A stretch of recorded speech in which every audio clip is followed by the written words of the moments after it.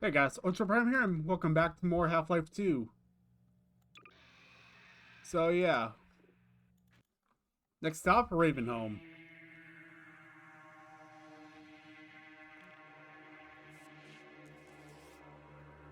As we finished up our work on Ravenholm, we couldn't shake the feeling that the transition from Eli's lab just wasn't working. It was far too abrupt. Eli's lab connected directly to the streets of the town where you'll be shortly, and the section you're standing in didn't exist. We had just made this promise to you with Really? Eli's lab: we don't go there anymore. And we liked the overall build-up we'd created, but when the player got to Ravenholm, they were immediately dropped into combat with zombies without any room for tension building. So we built this section and the subsequent tight corridors to address that in a way we were happy with. We slowed the pacing, focused on art and lighting, and got you ready to experience why we don't go to Ravenholm anymore. Okay, so for Ravenholm, this used to be a like a resistance safe haven until the Combine found it, and now they have these zombies.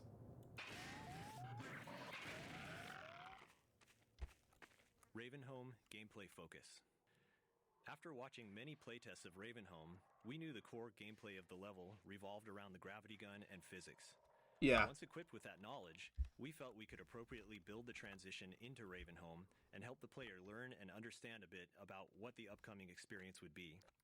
This happens often. We build the level track, figure out what's working, and then design its prologue. We built the following set of rooms with that table setting in mind. The brutality of the tools we provide the player seemed to aid in setting the mood we were striving for, helping to shift the tone from the safety of Eli's lab to something darker and more frightening. Bringing physics to the enemies. The physics traps in Ravenholm were some of the first gameplay elements in the level that we were really happy with, but they lacked player agency. Yeah, and I love It them. was the saw blades that helped us figure out what Ravenholm was truly about.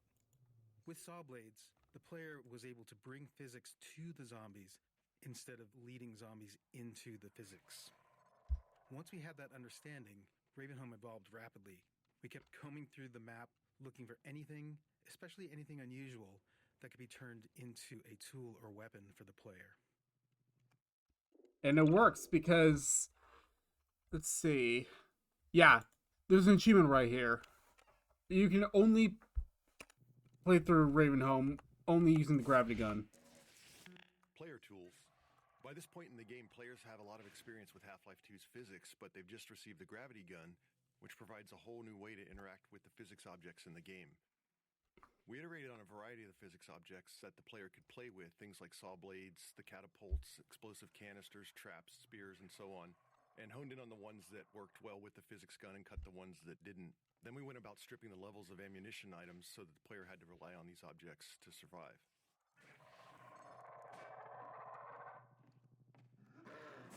The thing about this roller mine is that you can actually use it to distract zombies.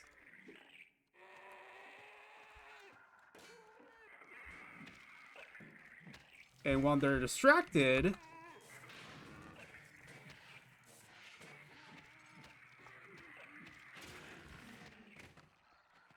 give them Darth Maul treatment.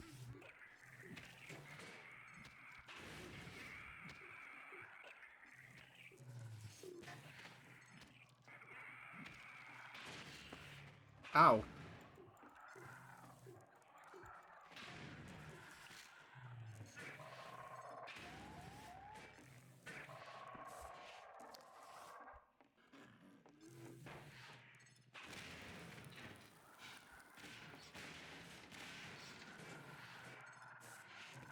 So yeah, now that I actually show you guys what about this, I can get rid of this now. And the paint actually works. I'll just splatter a zombie with it.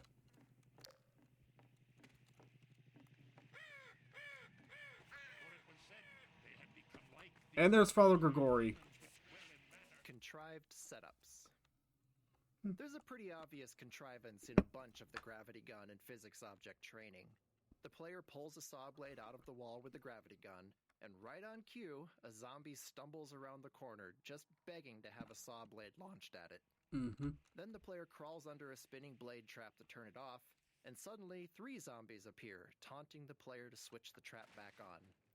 We didn't have much time to iterate on this. That was actually system, perfect timing. So we needed setups that worked for all players, not more open-ended ones that relied on them making the right move. While this kind of design has the potential to reduce players' creativity, in this case, we found that they didn't seem to mind that we forced their hand a little bit.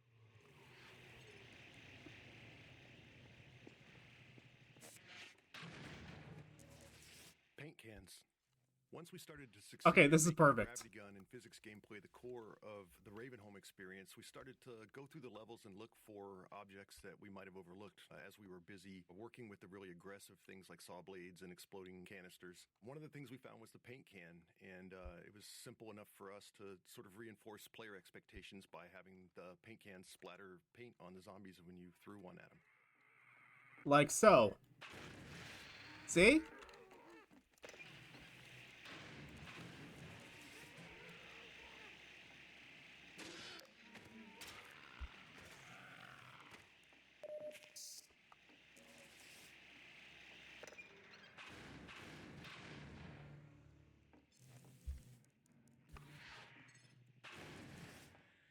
Okay, well, at least it kills the head crabs in one shot.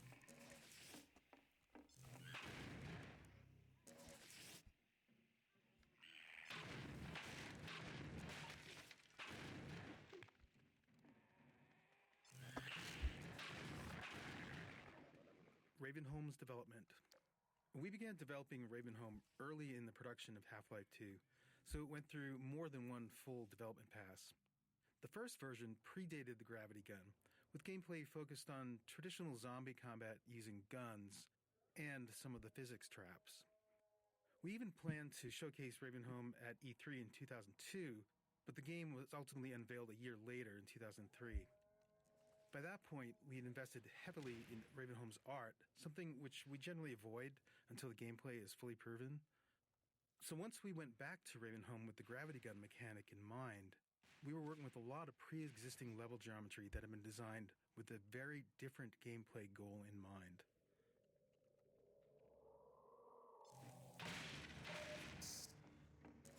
Misteaching flinches. Another memorable playtest and example of the danger of misteaching players occurred in Ravenholm.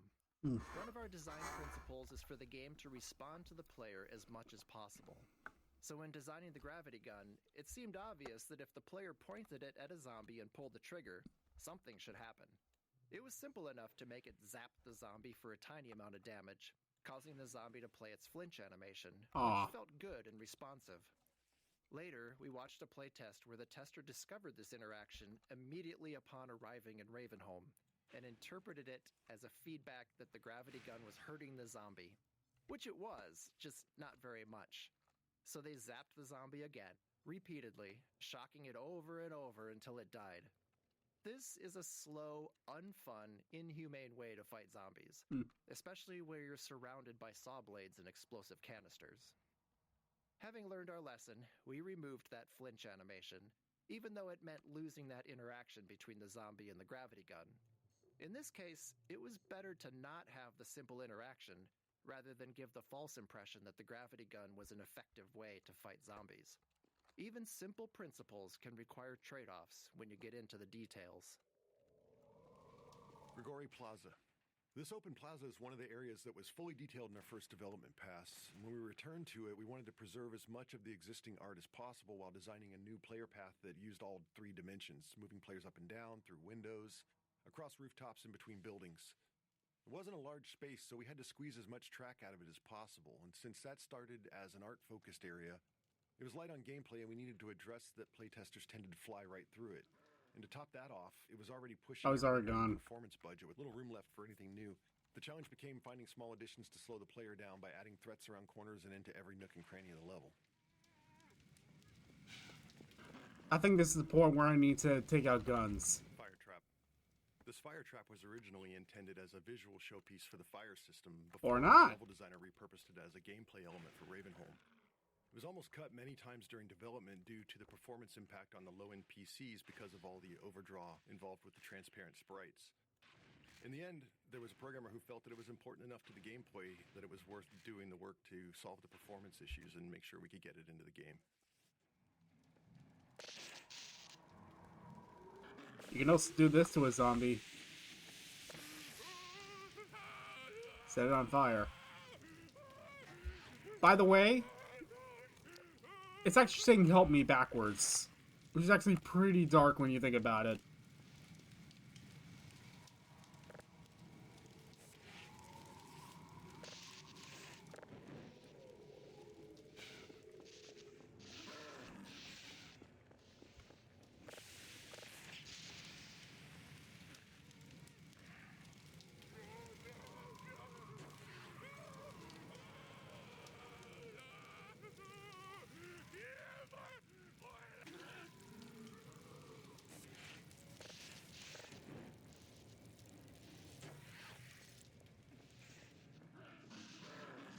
Okay, these guys are smart.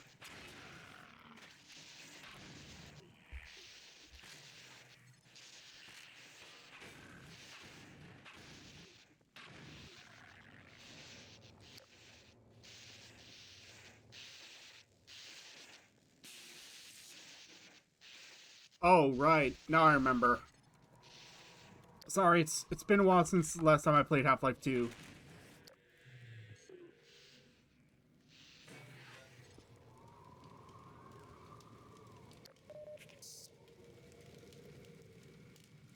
So, you actually have to turn this off.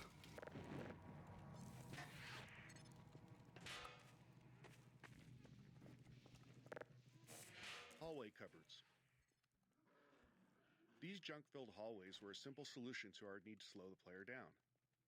With the constraint of preserving as much of the existing geometry as possible, combined with slow-moving zombies as the main enemy, it was tricky to stop players from just sprinting through here. Luckily, having Grigori as the crazed inhabitant of Ravenholm made these setups easy to justify.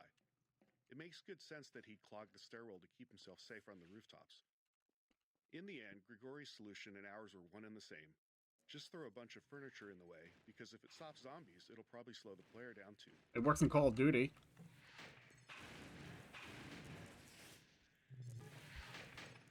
Oh! I inadvertently killed that.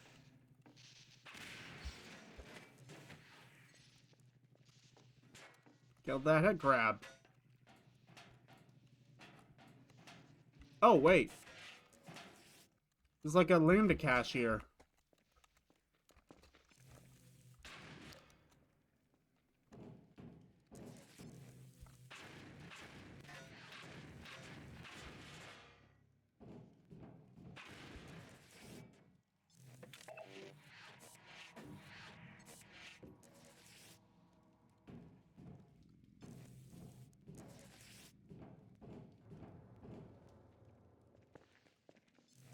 I see you.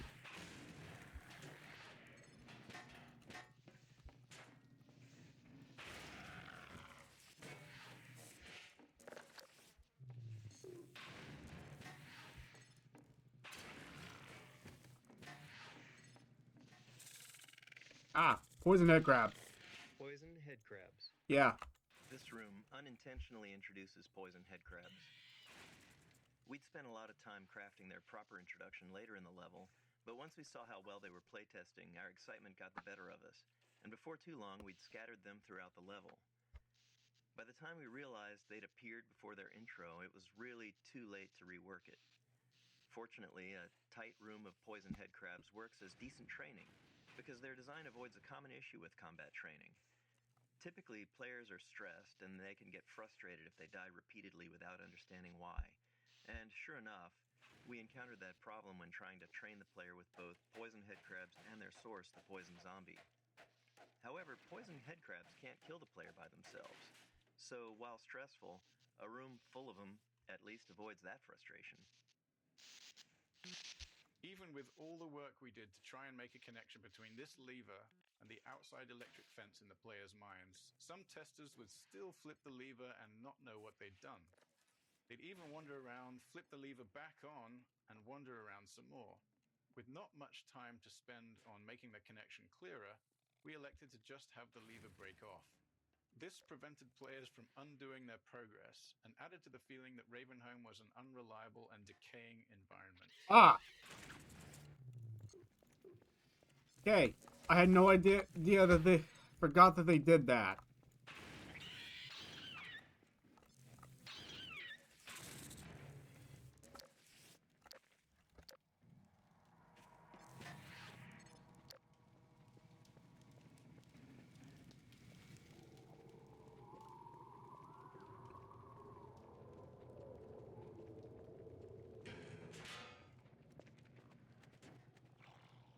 I hear fast zombies. What? Where's my...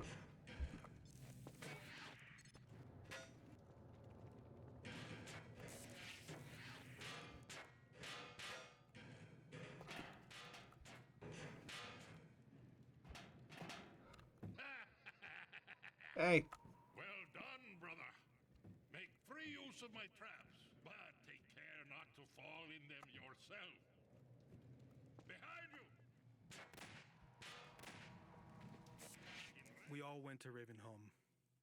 When fans talk to us about Half-Life 2, Ravenholm is often the most remembered section. Oh, yeah. Thanks to its multiple development passes and the density of the material in it, more members of the team are represented in Ravenholm than anywhere else. It was where we figured out how to apply our artistic pipeline to the set pieces and mood we wanted, how physics and gameplay combined with the gravity gun, how headcrabs and zombies need to evolve for Half-Life 2, and much more. Looking back on it now, it reassures our belief in individual empowerment over centralized design. Ravenholm is dense, highly efficient in its gameplay and artistic execution, and the sum of many small contributions by individuals who understood how they could push it just a little further with their own unique capabilities.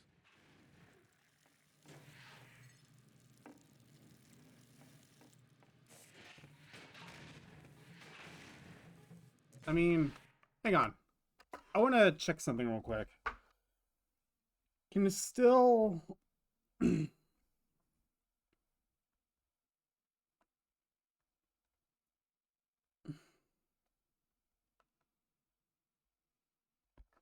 we still get achievements with this? If not, then I'll switch back to my other weapons.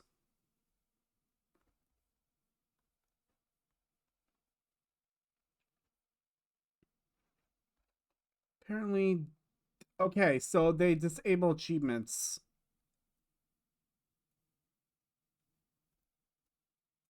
Okay, so even if I didn't use the crowbar, I wouldn't get this. So this is pretty much a waste of time. Car crushers. These car crushers required some adjustments and quite a bit of work to our physics damage system. Hi there. There's always a challenge when big physics objects interact Like with this. player characters. For instance, if the physics can push the NPC, it might shove them somewhere they're not supposed to go, leaving them unable to recover.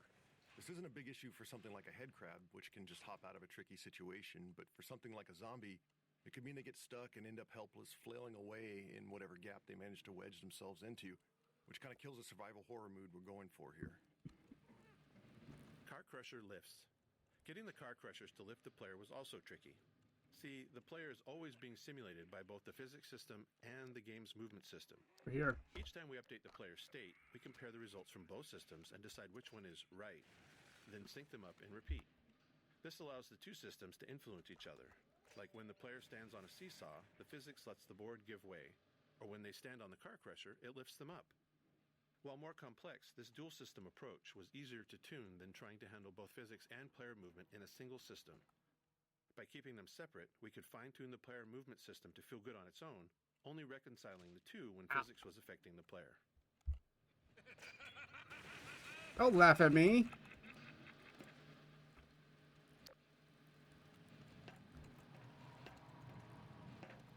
Come on, come on. No, fuck.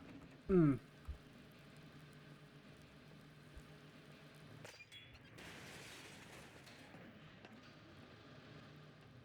I'm gonna crouch.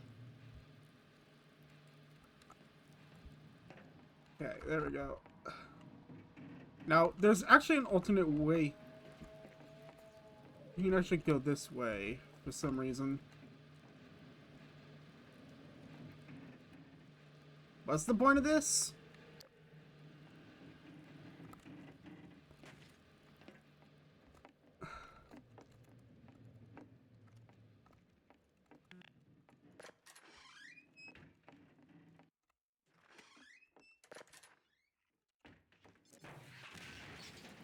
Uh-oh.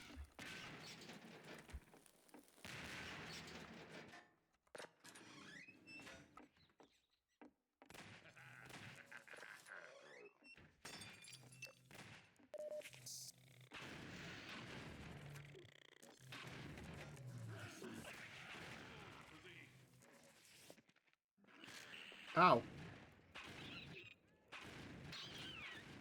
It is you, brother. I apologize. Oh, I missed. No harm done. My bullets are the least of your concerns.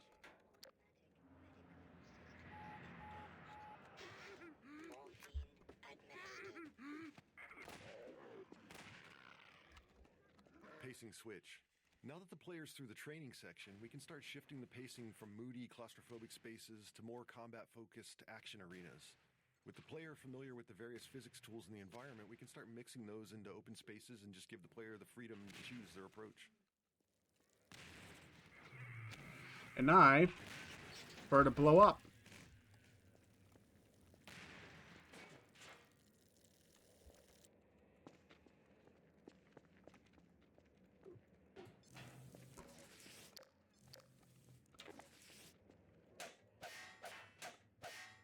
Yeah, there's like...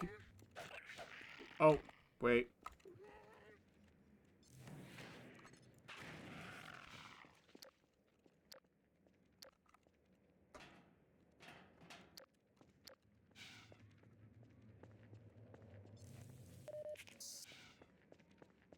Oh, good thing I had, like, full health and suit armor.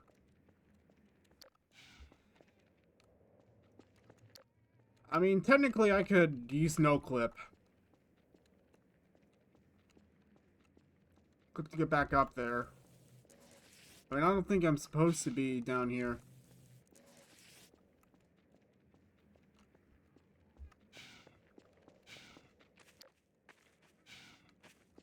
Oh, there's a ladder. Okay.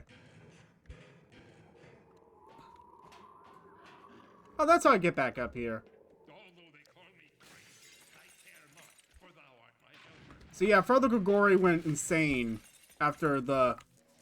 Like, he's pretty much the sole survivor of Ravenholm.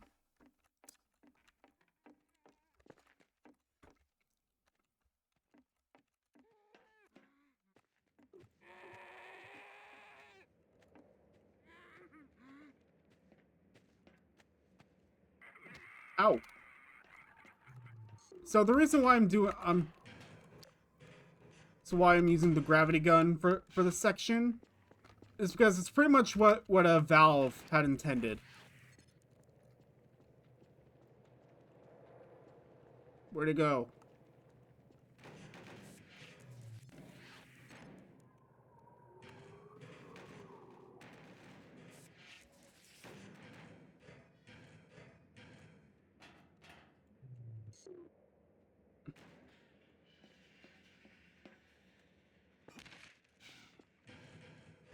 Ah, damn it. Is there like a explosive in here? No. Oh, this is a problem.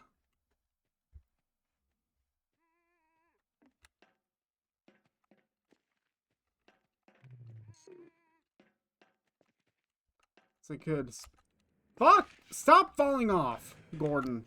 Come on, you're a highly trained professional.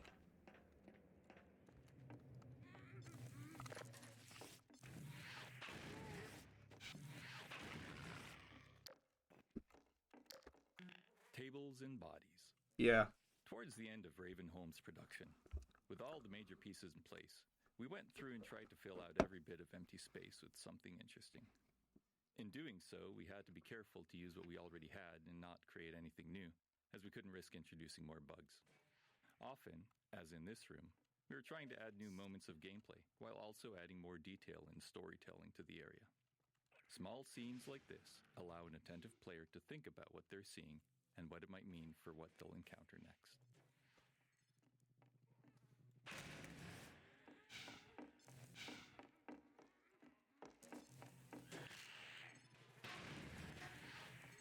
I lost my saw blade. So, guess we're... Fucking stop!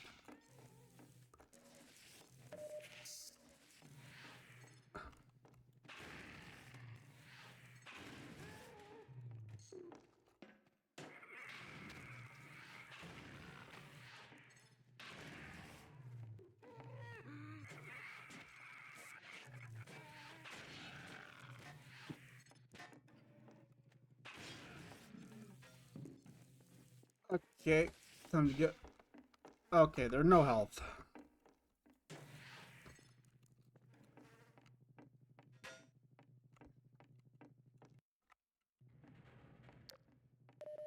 There we go. Fast Zombie Introduction. Yep. This space was another area originally built for E3 2003, where it showed I remember that. fighting against a squad of Combine soldiers. When we returned to use it to introduce the Fast Zombie, we tried to keep as much of the previous work as possible. We wanted an iconic moonlit shot with zombies leaping past the moon like werewolves to draw the player's eye. Once that beat is over, we introduce the first Fast Zombie to the player space and send it at them. It took a lot of iteration to find the right balance of lighting for the scene to look good, while ensuring it also worked for the gameplay goals. And it did. Both. Physics object consistency. All physics objects have a variety of parameters that define their behavior, their mass, the amount of I damage can't they use take the before washing breaking, machine. what they break into, and so on. During development, these parameters were specified by level designers for each item, which is how most things in the game worked. But later in development, we realized we'd created a problem for ourselves. There were thousands of physics objects in the game, and no method to ensure consistency across them. As a result, a cardboard box might break apart with a single pistol shot in one level Yeah. and be completely invulnerable in another. Internally, we generally referred to these inconsistencies as level designer crimes. To fix these, and to deliver some justice, we built a system that enforced consistency on all physics Oh yeah, I forgot I can pick based this up. on their visual model. Since most of the game had already been built, we were forced to allow level designers to explicitly opt out of this system for rare edge cases where they needed to do something criminal to preserve what they'd designed. Internally, we refer to these designers as recidivists, some of whom perpetuate their life of crime at Valve to this day. Ah.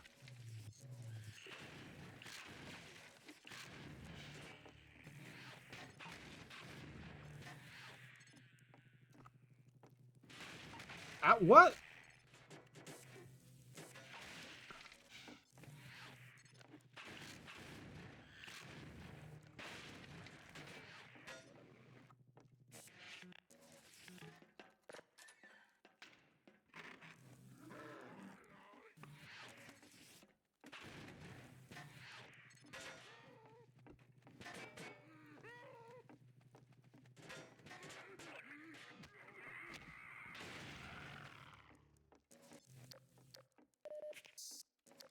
I need that.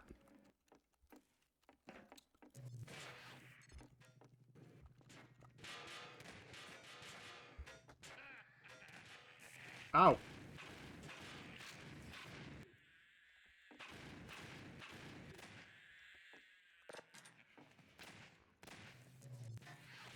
Oh, this is where we get the shotgun.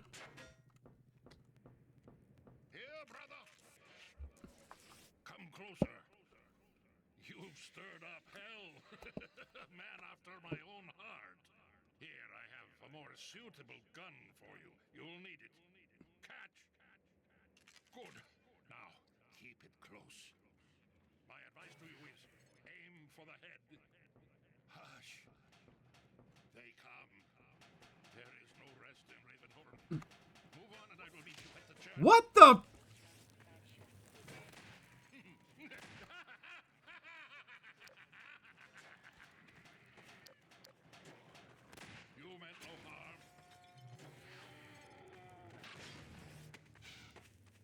At least I have my razor blade back. Never mind. Never mind, never mind.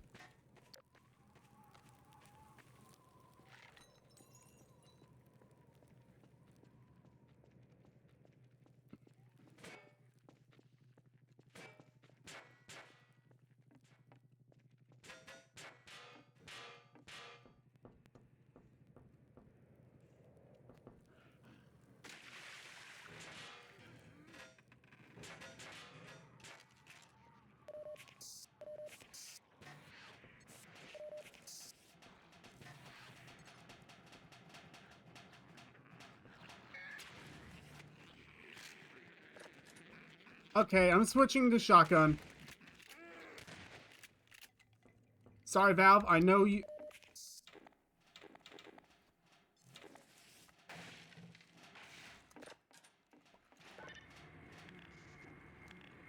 Really?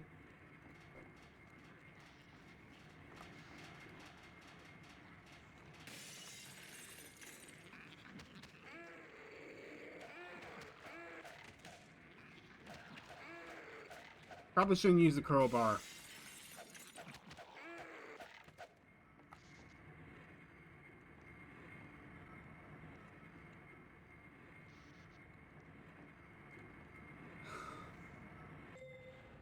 Poison Zombie Introduction. Constraining the Poison player in a zombie? tight space while providing them with a view outward is a useful way to increase the chances that they'll notice something we want them to see. Here, we draw the player's attention with the sound of a wail before the poison zombie itself becomes visible. Originally, this encounter was also the first time players faced poison headcrabs, but as mentioned in an earlier node, we got far too enthusiastic in proliferating poison headcrabs around the level and ended up spoiling their joint introduction here.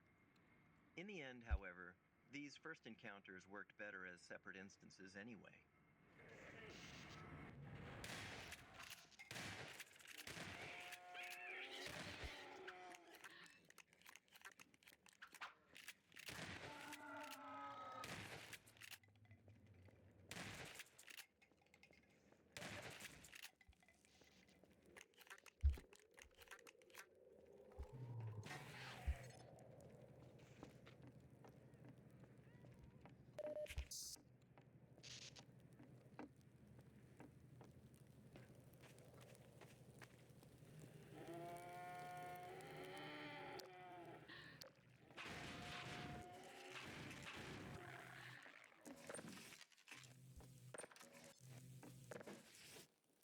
Right, you can't go through that way. Have to go through here. Gamma correction. Our game engine has a rendering system that's responsible for taking the entire state of And the by game their and game system, they calculating mean color the for source every pixel on your engine. screen to represent that state. But code and software from other people are involved in the process of calculating those pixels as well. As an example, the software and hardware in your GPU and monitor. At one point during development, we were unhappy with how our characters looked. In particular, we thought that they looked waxy or sickly. Their skin was wrong. We spent some time tuning our lighting, but we just couldn't get both our characters and our world to look right. Luckily, we still had a fully featured software renderer, which allowed us to run the game without a GPU, because this was an era where many players still didn't have one. And looking at the game on that renderer, we noticed that our lighting didn't have the same problem. So we went through our code with a fine-tooth comb, trying to figure out where our rendering code was doing something wrong when it was working with a GPU. After failing to do so, we tried talking to the GPU manufacturers, asking them to double-check they weren't doing anything wrong with the pixel values we were passing them. That was the start of a long journey, and long story short, it was a journey of almost 2 years of back-and-forth communication with GPU manufacturers before we were able to convince them that they were doing gamma correction incorrectly in the low-level math on their cards. During this, we'd even had to build a system that validated the color values of an individual pixel throughout the entirety of our rendering pipeline. But eventually, at the end, we finally got new drivers back from them, and our characters immediately looked like they should, matching the software render. Playtester archetypes. Iteration and regular playtest were the lifeblood of Half-Life 2's production. Every week, we'd quietly watch over the shoulder of a player going through the section we were working on, taking notes on what worked and what didn't. It was important for us to test with a wide range of skill levels to be sure that we weren't making decisions that only worked for some. Over time, we learned to choose specific types of playtesters based on the development stage we were at. Early on, we used experienced gamers, usually teammates, who could handle rough, unfinished areas and were good at explaining their thought process. For combat testing, we'd find players of all skill levels, especially those creative in their usage with the tools. Finally, as sections became more polished, we'd focus on beginners, people who didn't play games much or weren't familiar with first-person shooters. Even if they weren't necessarily someone who might buy the game, we often learned something valuable from watching them. At this point in Ravenholm, the player has learned all the gameplay elements available to them and can predict their interactions. Pretty much, This yeah. allows us to build more complex setups, providing a greater level of threat and more freedom in how the player can approach each scenario. This arena is a deliberately entwined space that the player will need to explore, and we use that exploration time to slowly ramp up combat intensity. What? The faster the player explores, the faster we ramp it up. The freeform nature of this design made it challenging to tune, given the large dynamic range in how players played through it.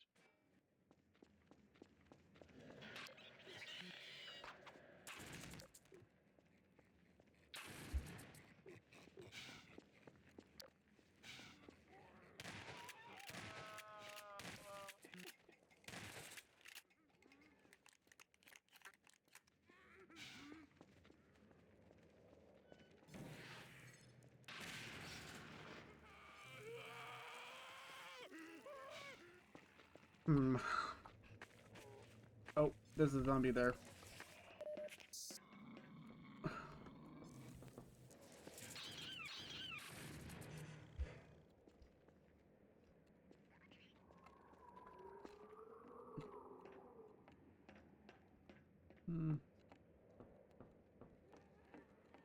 Has to do something here, right? Come on. Nah. Okay, you know what? I'm no clipping.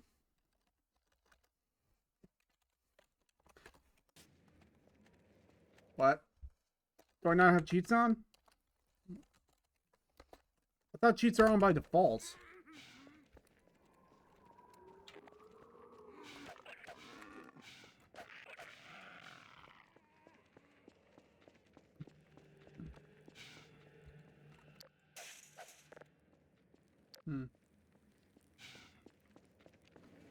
It's weird. Okay. No clue. Oh. There we go. Okay. So I'm supposed to be up here.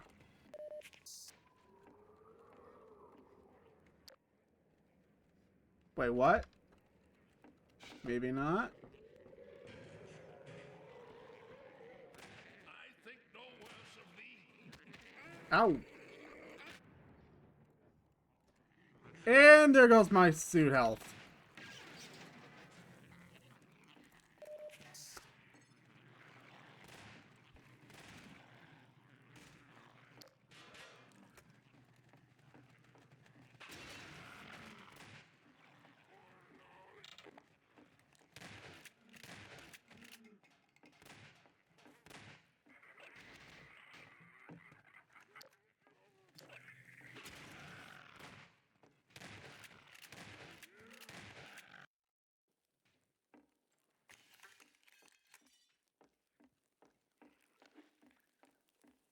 I'm gonna go down here.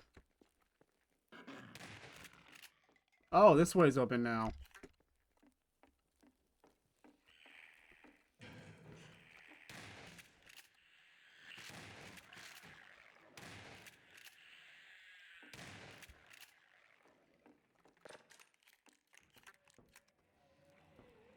Okay, now we're getting to the end of Ravenholm. Bitch!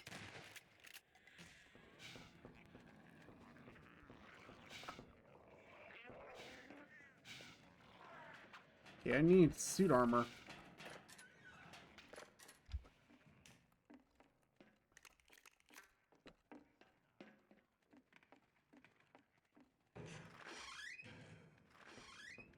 Final arena.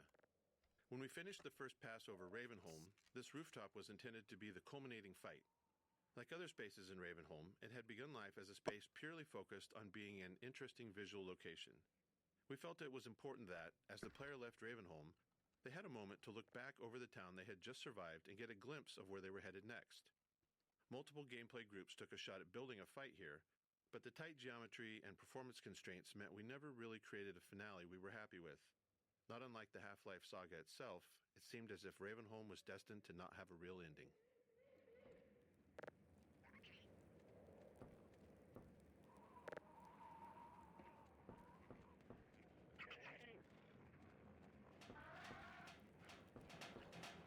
Oh.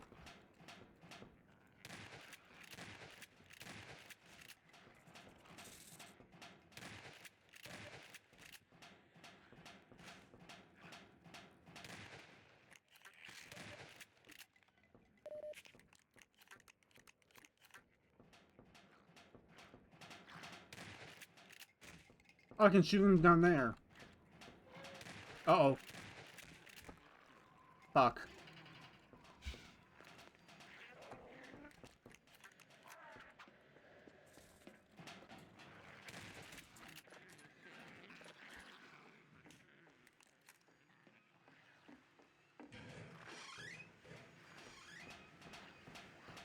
No, you don't. You're not getting up here. Really, Grigori?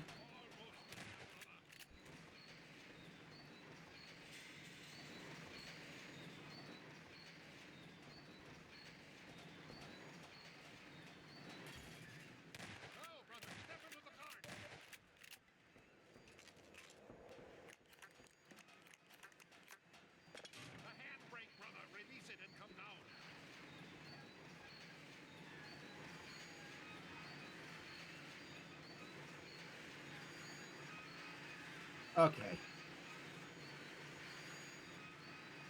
So no achievement for me.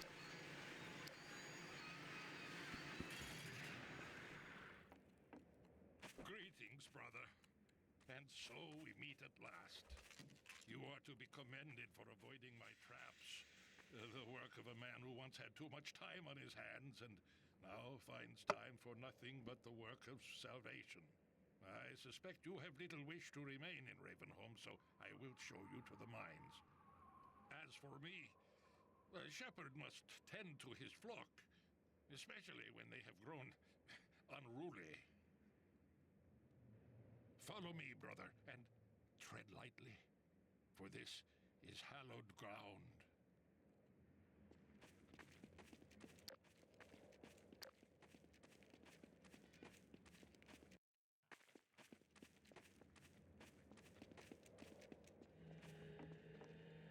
Response rules.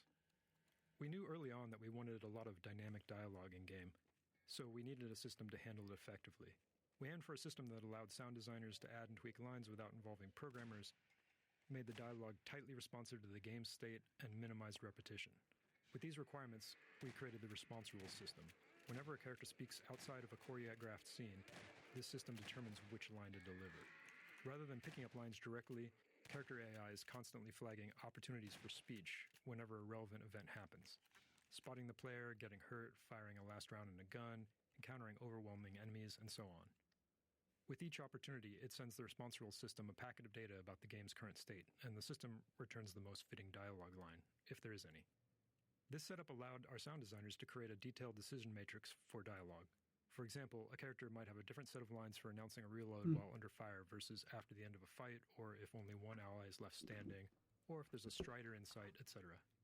By the time we shipped Half-Life 2, we felt we'd only scratched the surface of this system's potential. It became a core feature of Episode 1's Alex, and went on to power the dynamic dialogue in our later games, including TF2's classes and the cast of Left 4 Dead. The real final arena. Very late in the development of Half-Life 2, when we were reviewing the entire game for final improvement opportunities, we decided we did, in fact, want a real finale for Ravenholm. The rooftop fight wasn't enough. After some discussion, we chose to add this final fight through the graveyard with Grigori alongside the player. It was risky, development-wise, but we felt the game needed it. Since we were near the end of production, we had a mature set of gameplay tools to work with. But even more importantly, by this point, we understood our own game. Making a game is often a process of learning what it is you're actually creating. Why is our game fun? How is it different? What are the most important elements? As we built the game and watched playtesters go through it, we learned answers to those questions and, in turn, got better at making it. So the graveyard came together quickly and required far less iteration than many earlier areas of the game.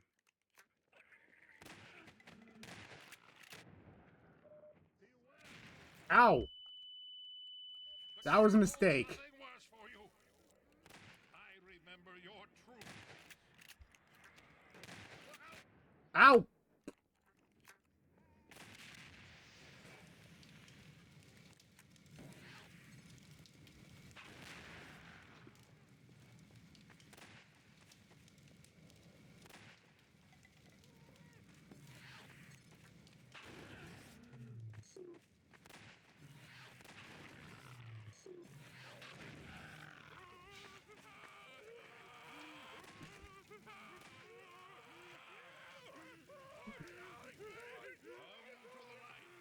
Follow me. Quickly, brother.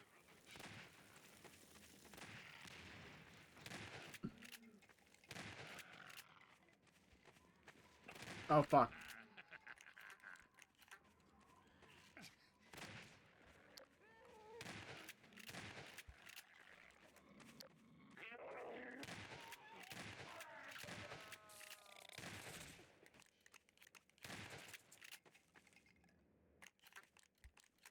Okay.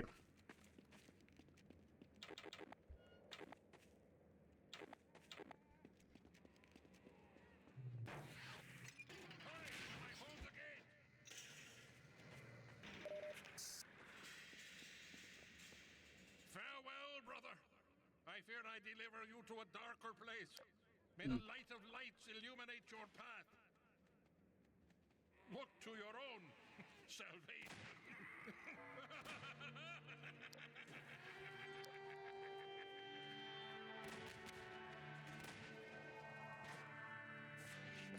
And that's the last we see of him.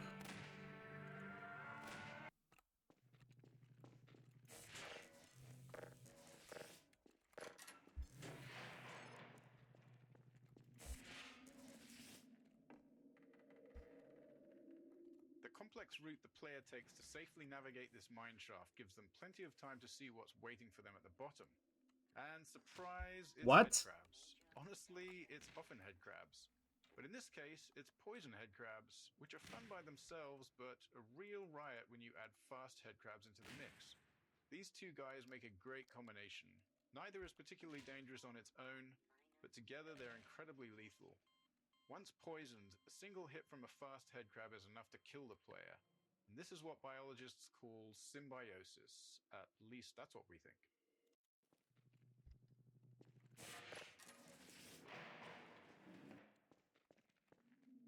Yeah, looks like I have to play that again. The player takes to safely navigate this mine shaft. Wait. God mode? Because I don't have God mode. Waiting for them at the bottom.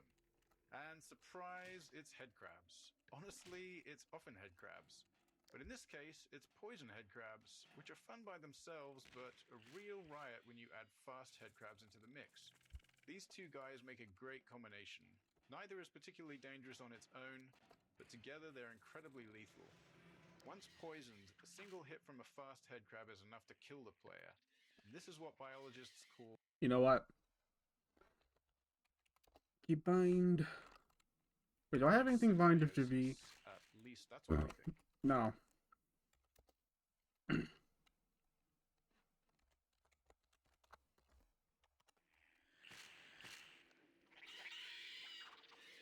I mean, I'm not getting any achievements. So this doesn't matter.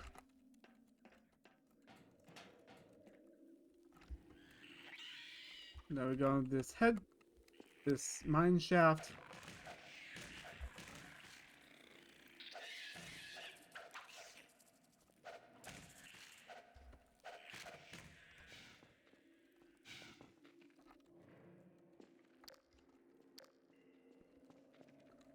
Down here.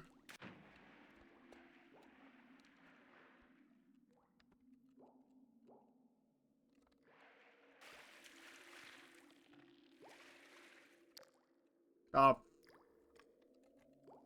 Forgot about the barnacle.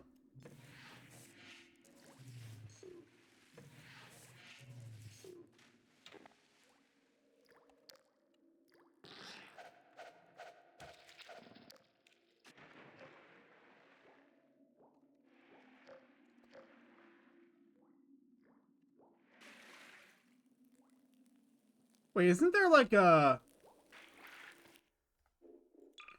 Hang on. I think there's a... Light aspect ratio... Advanced? No.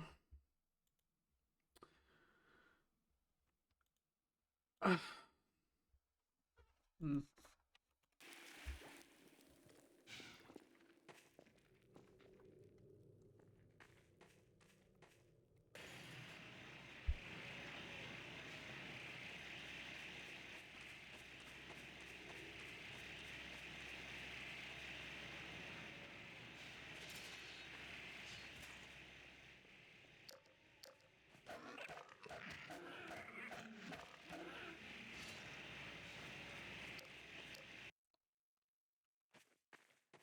And we're out of the mines. Oh, by the way, I think G-Man's around here, isn't he? Sniper Alley. This section of Game Track was added late in development, after we moved Eli's lab and Ravenholm to come before Coast. While you might think that we build the game linearly, we actually split up into 3 different groups and worked in parallel on different sections, starting mostly in the middle of the game. Each group's first pass focused on nailing down the core of their section before they moved on. And then once we had a rough version of the whole game laid out, we went back over each section to polish it, adding successful elements from other areas and removing what wasn't working.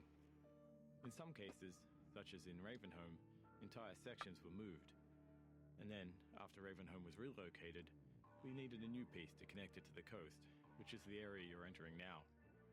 Given the time constraints, this short section was built using existing, proven gameplay elements, like snipers and combine soldiers. Half-Life 2's physics gave us a variety of tools to make combat more exciting.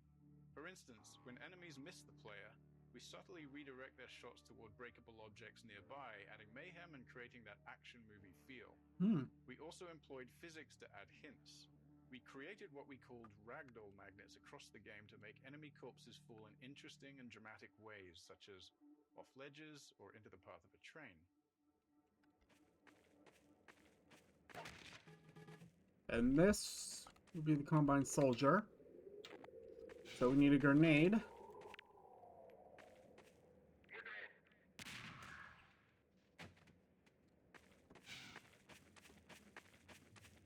Snipers.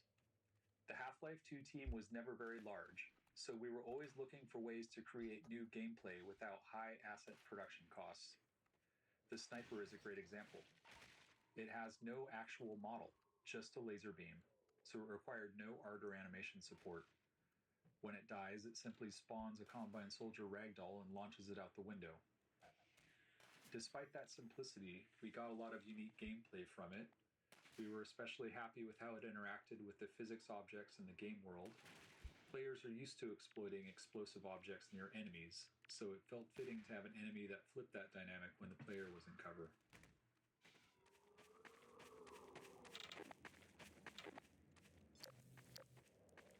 Okay.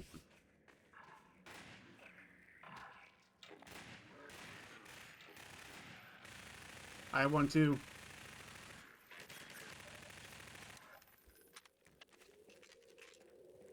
And now we have the pulse rifle.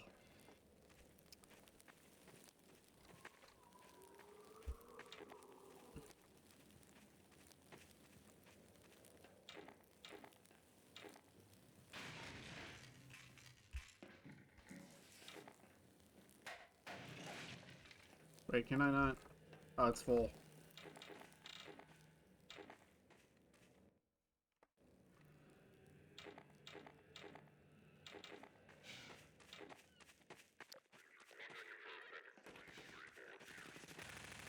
I want to.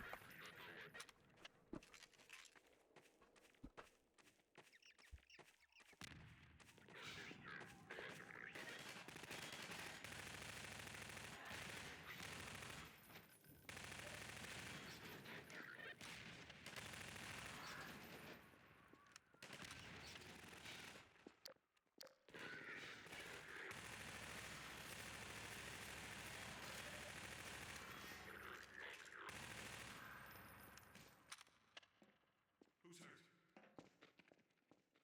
Winston's been hit. No, not Winston. Patch him up and get him to the back as soon as he's stable. Gordon Freeman. It's incredible you made it. We've been getting communications from Alex. I'll see if I can reach her again. Follow me. Wait, can I? I can get up here.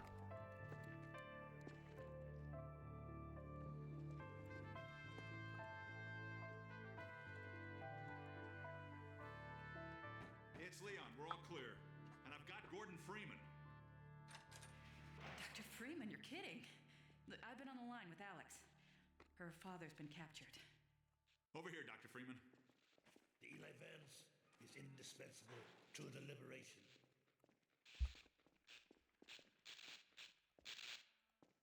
Alex, it's Leon. And I've got Gordon Freeman with me. Hey, Alex. Gordon, you made it through Ravenholm. Thank God. I need your help. They've taken my father. He's been taken to Nova Prospect. The Vortigaunts tracked the ship that made off with him and Judith Mossman. While the trains are still running, I'm gonna hitch a ride. Here's where you come in, Gordon. I need you to make your way along the coast until you get to Nova Prospect. It used to be a high-security prison. It's something much worse than that now. But I think it's still easier to sneak in than to break out. You want him to take the coast road? He won't last 5 minutes on foot. It's spawning season for the antlions. That's why I called you, Leon. I was hoping you still had the scout car we left with you last summer. The one my dad rigged with the Tau cannon. Yeah, good idea. Hold on a sec. Norco, bring the buggy out. Put it on the dock right now. Gordon Freeman will be driving it. Will do. I just finished mounting an ammo crate on the back. Good timing. Okay, Alex, we're all set. Thanks, Leon. Gordon, I haven't driven the coast in over a year, but I have no reason to think it's gotten any safer. Meet me in the depot where the trains unload. Take care of yourself, and I'll see you in Nova Prospect. Bye for now. Bye, Alex. Okay, Doc. Before you hit the road, you might want to grab some med kits, restock on ammo, maybe check the map, see where you're headed. There's an ammo supply crate on the back of the car, if that's any comfort. Stay with the car, make use of the thumpers. You'll stand a fair chance against the antlions. I'll radio ahead to let the next base know you're coming. Shore point to NLO. Coast kickoff. This interstitial scene came along late in development to connect Ravenholm to coast. That voice is Noticing Mark a Laidlaw, trend, Ed Ryder. Quite a bit of the connective tissue in our games comes together late. In this case, that meant cutting corners wherever possible. We didn't even have time to animate Alex on the monitor.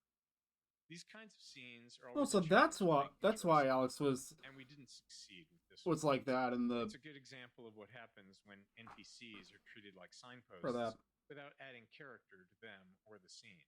I've always The thought that was result weird. is a forgettable moment But now where we the know. game's seams show. But that's the nature of development. You only have so much time, and you have to decide where to spend it. Kleiner's lab and Eli's lab were much more important, so that's where we focused our efforts.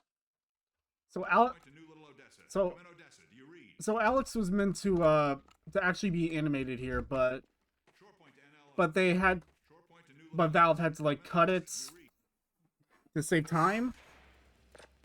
All right, Highway 17. Buggy model. The Buggy's model went through many iterations before reaching its final version.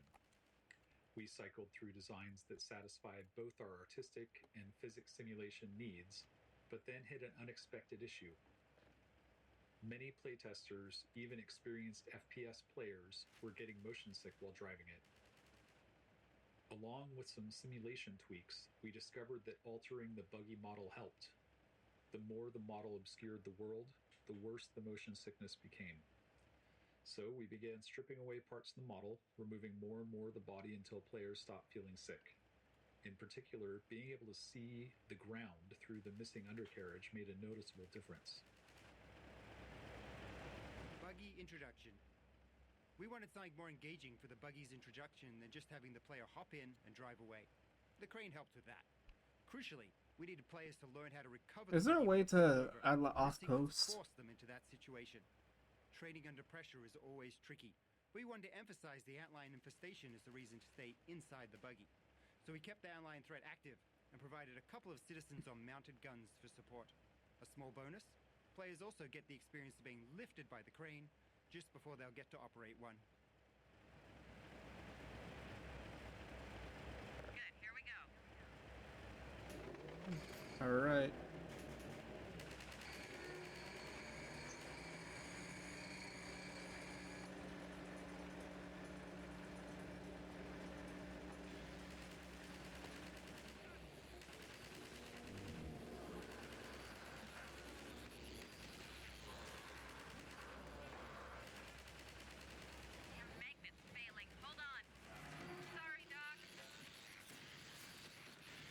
Ah.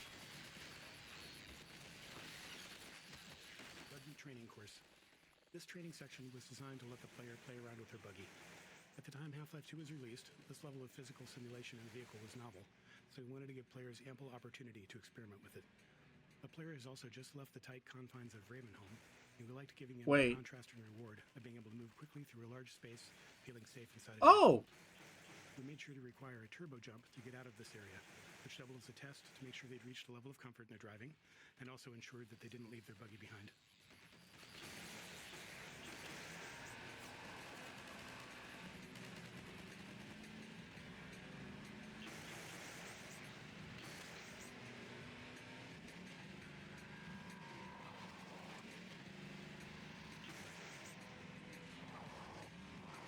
Is this the way we're supposed to go up? Looks like it.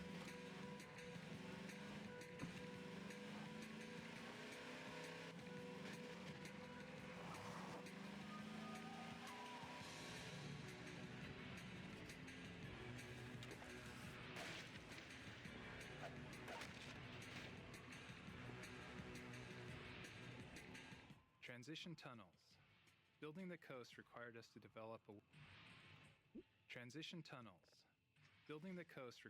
to develop a way to handle level transitions. To move from one level to another, we need to save everything in the transition space as the player leaves the first level and restored in the next level after loading. Critically, we also have to save and restore everything visible to the player in the transition area, even if it lies outside the space itself. For this reason, we aim to keep transition spaces as small and enclosed as possible. In most of the game, a small room works well for this purpose, but on the coast, we needed a different solution. After some experimentation, we settled on dark tunnels. Besides being reusable in a believable way, the tunnels allowed us to add a bright light flare at the end to mask the fact that we can't render what's ahead of the player, because it exists in an entirely different level.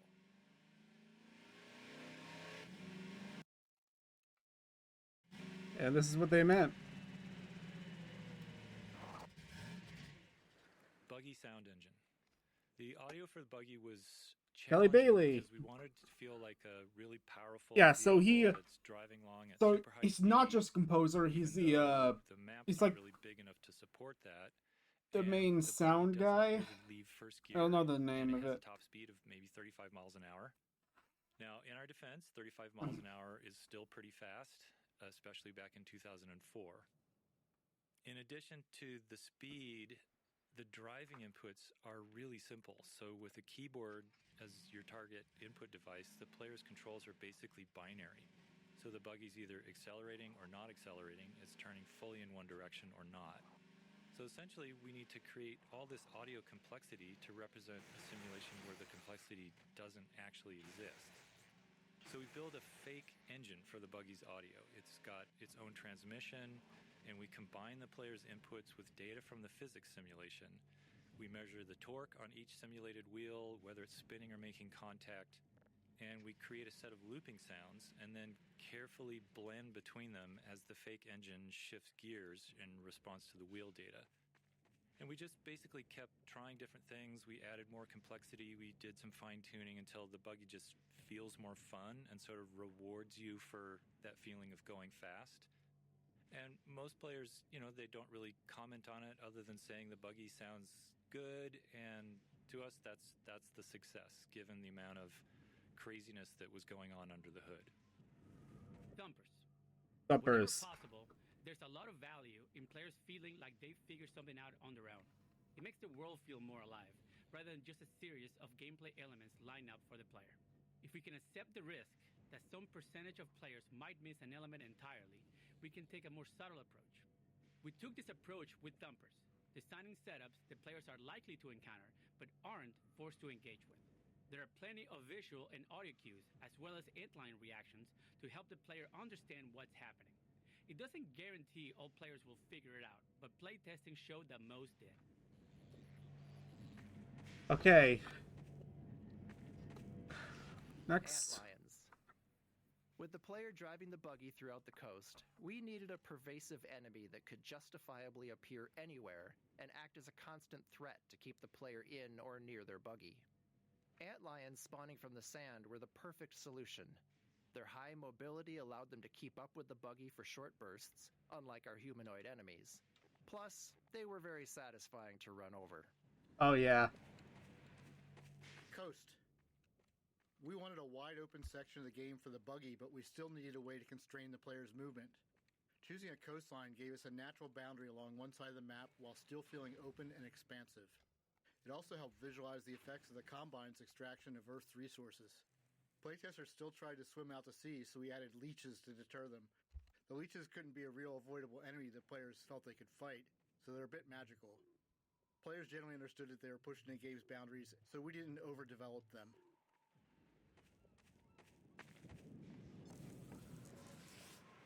Grenade House.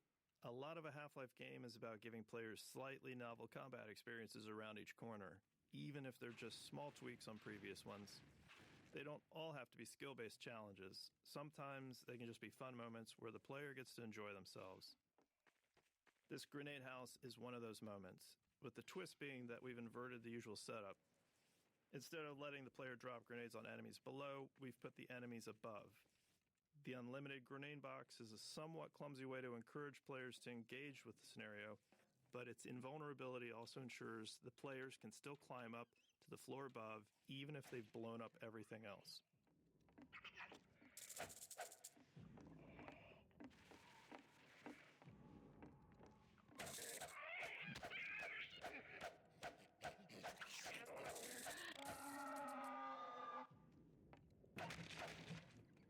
Yeah, I have like full ammo and everything now.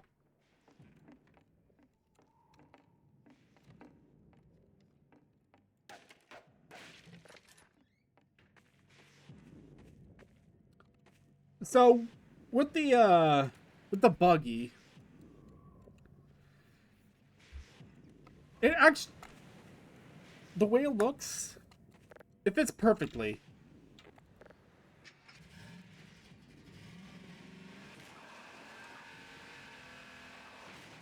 And I accidentally press F for each of them because I'm so used to GTA 5's controls.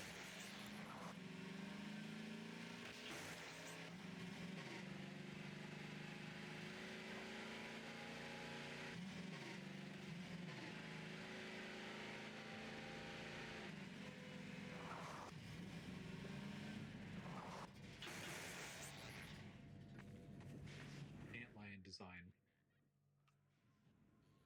In some of the earliest design work for the game, we had plans for multiple core alien races, with the Combine being just one of them.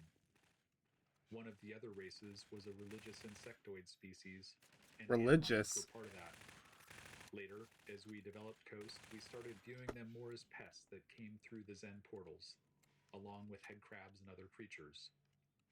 While they aren't actually from Zen, they infest the corners of any world they enter, a lot like cockroaches. Buggy sound design. The sound design for the buggy was based on samples from an old 1968 Camaro. Really? And we chose that car because they have these Camaro? amazing V8 engines with just huge pistons. and there's not really another sound like it. It has this sort of gutsy, visceral sound that we were looking for. The transmission also has this really wonderful mechanical whine when it stops accelerating, and that combination felt really responsive within this basically binary input system that we had to work with. So the fake engine transmission wasn't modeled after a real-world car. No. Instead, it was just designed as a simple system to reward the player for holding down the accelerator. So it's like a looping escalator that produces a rising tone, constantly building tension and shifting gears whenever the tone needs to restart. And since the player would quickly run out of space in our relatively small maps, the goal was just to make accelerating fun for a short period of time. Buggy birds. In one memorable coast playtest, a player returned to their vehicle after exploring a house and happened to see a bird flying past. They yelled at the bird, telling it to stay away from the buggy, complaining that birds often foul up their cars in real life.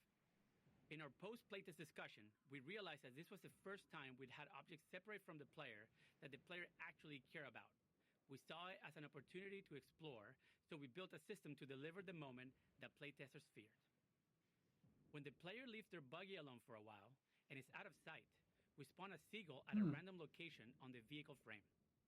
As time goes on, the seagull spawns poop decals on the car body beneath it. Really? It continues until the player Forgot returns, about that. at which point it flies away. Naturally, playtesters wanted to be able to clean their vehicle, so we added the ability to wash the car by driving it into shallow water. Okay, that part I didn't know. Element that we already had the tech for all of this, so the feature was quick to implement. It's one of those cases where we know only a small percentage of players will discover it. But if we can implement these kind of details efficiently and have enough of them, most players will encounter at least one.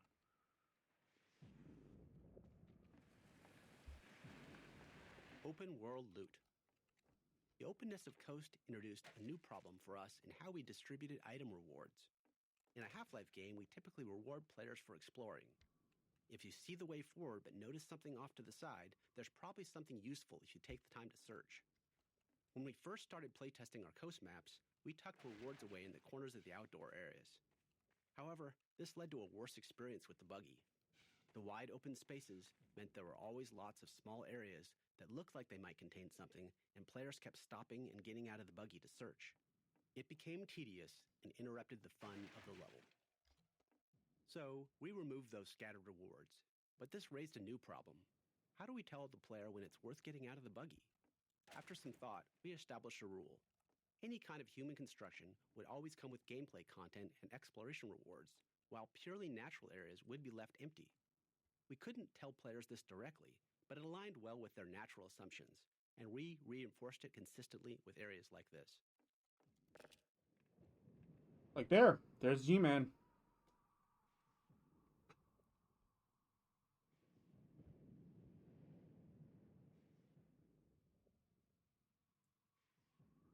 That's actually where we're gonna get the RPG.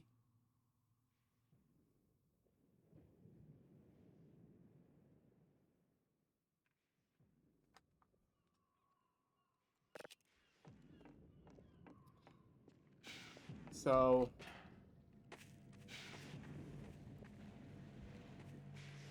look at that.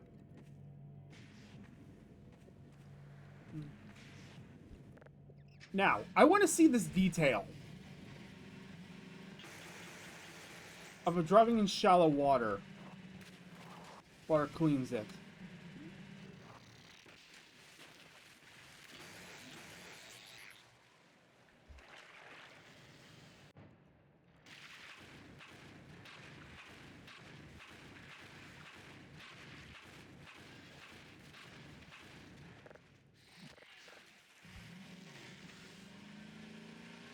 Okay, looks like it actually does. I didn't know that. Alright, next stop, let's visit Odessa Cottage.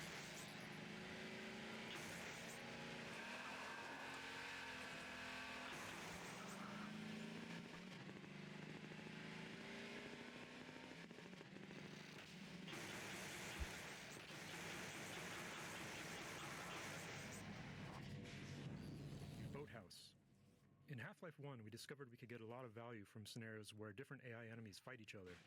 It's fun for players to watch them engage, and it's much Oh, easier yeah. to observe enemy behavior when you're not the one that's being threatened. This first encounter between antlions and combine soldiers is designed to be a fun opportunity to ram something with the buggy, but it also serves to highlight the thumper. By seeing the soldiers use the thumper to hold off antlions, we hope more players would come to understand its purpose. We liked how the soldiers demonstrated the value of staying near the thumper while engaging with the antlions.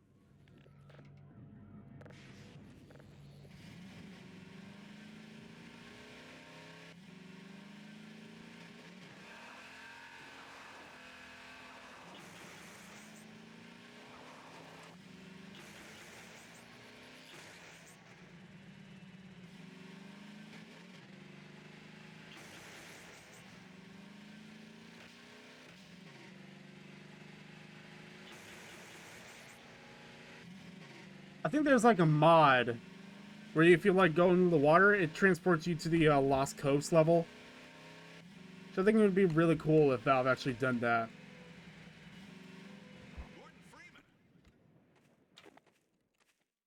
Hurry, get in the basement. We're expecting gunships at any moment. Colonel Cubbage will be glad to see you made it.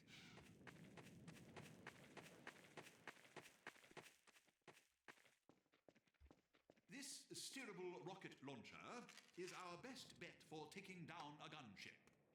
Ah, hello. I'll be right with you. Now, where was I? Ah, yes. Using the laser guide, you can steer your rocket past the gunship's defenses and prevent it from shooting down your rocket. This will only anger it at first, but if you can survive long enough to make several direct hits, you'll be rewarded with a prize worthy of any mantelpiece. Now, who's going to be the lucky one to carry it into combat? Ah, yes, Gordon Freeman. I couldn't have asked for a finer volunteer. Not yet. Odessa Cubbage. Odessa Cubbage is an example of the kind of cameo character we found works well. He's an entertaining guy with some entertaining details, living inside his own little bubble. Since he doesn't leave his scenario, he's free to be exaggerated enough to stand out. We started with his model, which was repurposed from a cut section of the game, and named him after the title of a spam email we received. Really? The model was originally a Norwegian fisherman, and it didn't quite fit as an Englishman, so we slapped a mustache on Fisherman? it. And in that moment, Odessa's Like the fisherman in Lost Coast? He's ultimately a charlatan, with everything about him being fake. His accent, his mustache, everything. He would never put himself in danger, making him the perfect person to hand Gordon the RPG and explain exactly how to use it. Laser-guided RPG. The laser guidance feature of the RPG was a huge headache for us because it was difficult to teach. Many playtesters would fire the RPG and then immediately duck behind cover, which meant they didn't see the rocket's flight path. Even worse, they didn't realize the rocket was now turning around to fly back at them.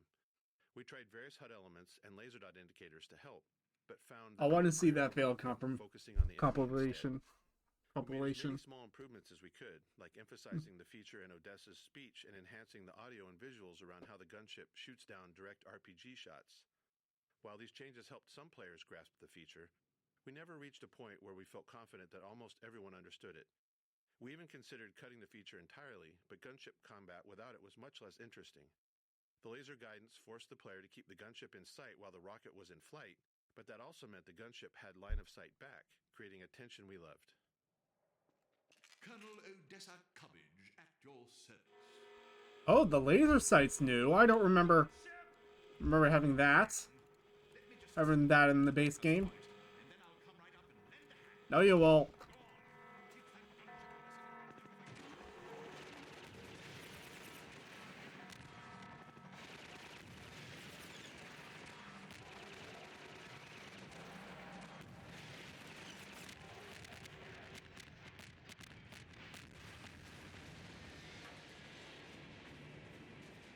Combine gunship. The gunship was an interesting problem. We had a helicopter flight model already and didn't really have time to build something completely new. So we tuned the helicopter's flight model until it felt different enough, and then derived the gunship's organic animation state from the values coming out of that simulation. We also tried to keep it as truthful as possible. For example, there's a limit as how much it can turn its head to aim its cannon, and if it needs to aim beyond that, it has to alter its flight path to bring the cannon around to bear. It's not allowed to just cheat. The other key feature was its engine sound. We have sound spatialization, so the player can tell roughly where it is, but the gunship is a fast-moving object and it's up in the air away from any nearby reference points. As a result, it can be hard to tell exactly how far away it is and how fast it's moving. To fix that, we added a Doppler effect to the engine sound, pitch shifting it based on the gunship's velocity relative to you. It's a subtle effect, but it's extremely effective at subconsciously helping you perceive get more your rockets. gunship's location and direction. Critical information letting you know that you're being hunted by it. Flying vehicle audio. The large flying enemies in the game present a unique audio challenge. During combat, they're much more mobile than other enemies, and they often move a significant distance away from the player. They're also really dangerous if they have line of sight. So these factors led us to focus on an audio solution specifically around occlusion. In other words, when you can see the enemy and when the enemy can see you. And we wanted to make a clear audio distinction between when they have that line of sight. So the flying vehicle engine sounds are made up of multiple looping sounds that we play simultaneously. And some of those loops are processed by the DSP system based on the space you're in, while others are played directly and unprocessed. So the DSP system adds more of an environment echoing effect when we run sound through that system. So when the flying object is occluded behind something, it can't see you, we increase the percentage of loops that go through the DSP processing, and it sounds like that object is a little more distant. And then when that enemy emerges from behind an object and it can see you, we play more of the direct sound. So that overall just gives you a sense that the sound is either distant and directionless or more directly in your line of sight. And you can sort of hear it when a helicopter emerges from behind a building. Ideally, you can really hear that difference. Okay.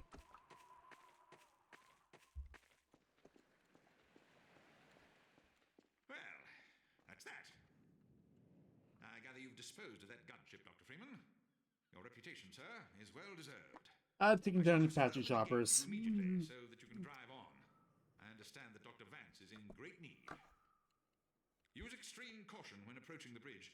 Radio silence from that outpost leads me to believe it has come under Combine control. Still, you're clearly the right man for the job. You'll make it through if anyone can.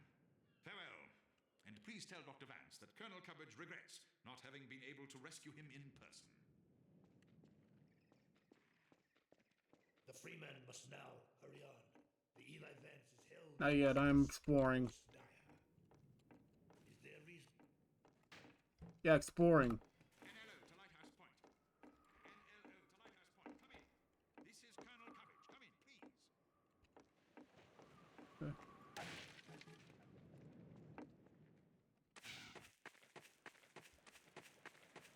So, if I'm not mistaken, I think Colonel Cubbage was voiced by John Patrick Lowry, as in the TF2 sniper.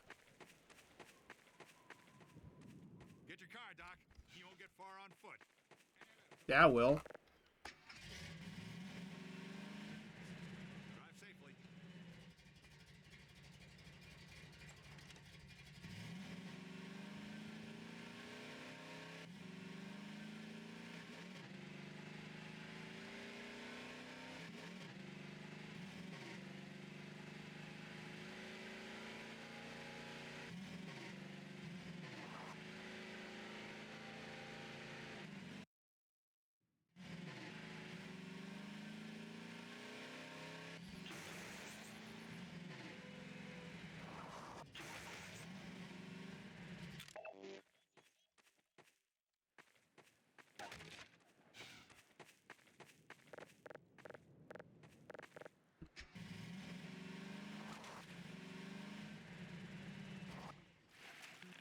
D2 Coast 04.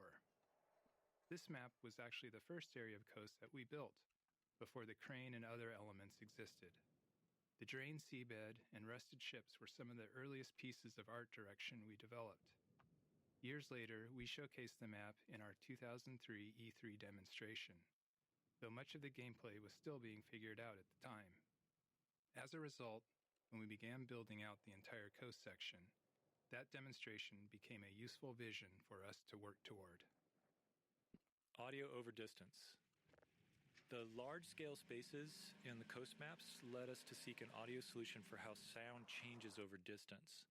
So for instance, in these maps, an enemy can be well over 100 yards away, and their gun should sound different at that range than when it's up close. We decided to store our sounds in a single stereo file with the near sound in the left channel and the far sound in the right channel. And then during playback, we crossfade, or we change the proportion of sound you hear between those two channels based on the player's distance from the sound. And it was a simple solution that worked well. It helped us with memory constraints. You can easily hear it in action. Just listen to how a Combine soldier's gunshots change as you drive towards them.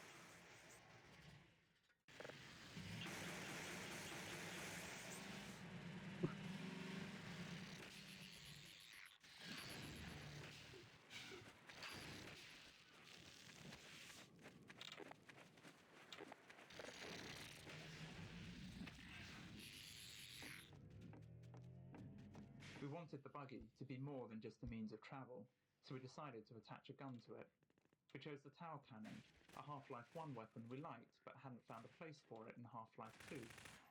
The Tower Cannon can shoot through walls, which makes it tricky for level design, so we limited it to the coast section. Once you introduce wall-penetrating weapons, level design becomes much tougher. Furthermore, we mounted an ammunition crate on the back of the buggy, giving the player unlimited SMG ammo throughout coast. And I appreciate that because that's my main weapon. We struggled with the infinite antlions spawning from the sand. Crane.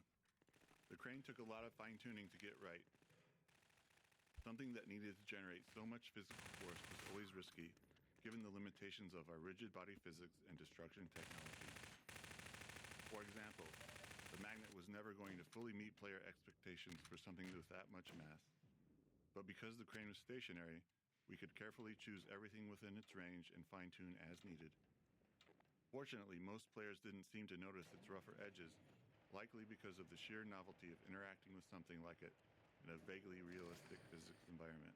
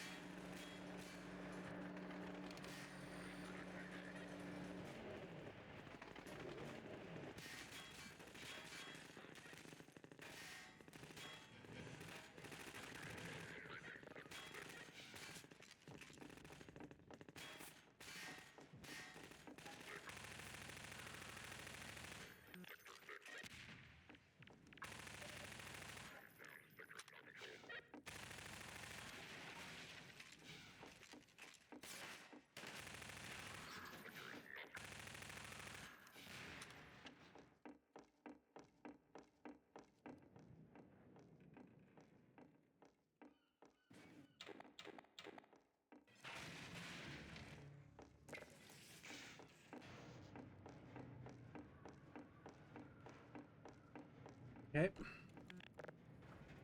Wait, hang on. There's an achievement for Half-Life 2. There's an achievement. I want to see if I have... let's see...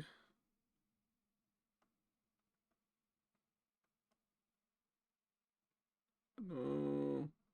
No.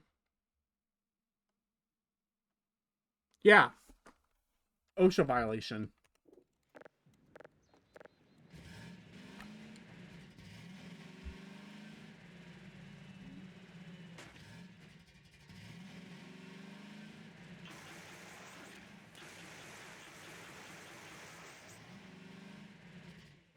Ramming with the buggy. Our physics system is based on rigid bodies, which means it doesn't support any deformation or destruction of objects. If If a physical object is hit by something, it can move if allowed, but otherwise nothing happens. So, when you drive the buggy through a Spun out. we have to employ some trickery to make things work as expected. Because the window is fixed in place, the physics simulation will actually bounce the buggy off the window. But it does notify our game system that a collision occurred. The game system handles destruction, so it breaks the window into glass shards and tells the physics system to start simulating them. Crucially, the game system also tells the physics system to restore the buggy state to where it was before the collision. This ensures that the next time physics is simulating, the buggy will drive freely through the now destroyed window. This process does produce a one-frame hitch in the buggy's physics as it briefly stops and is teleported back to the instant before the impact. We're sorry if knowing this has made Half-Life 2 totally unplayable. Oh, yeah. How can I go on knowing that I know that now? It added to the sense of impact. Opportunistic moments. Some memorable moments in the game come from the interactions of multiple game systems, but sometimes we realize these moments are likely to happen only rarely. When that's the case, we often wish more players would experience them.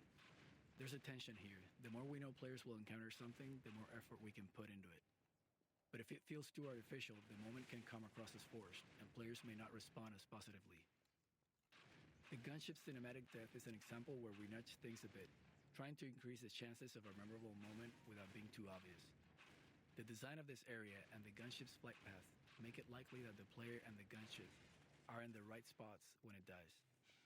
If they are, we trigger the gunship's crash into the cars. If not, it dies in the usual way. What? It's totally gamey, but playtesters didn't seem to mind when the moment played out well.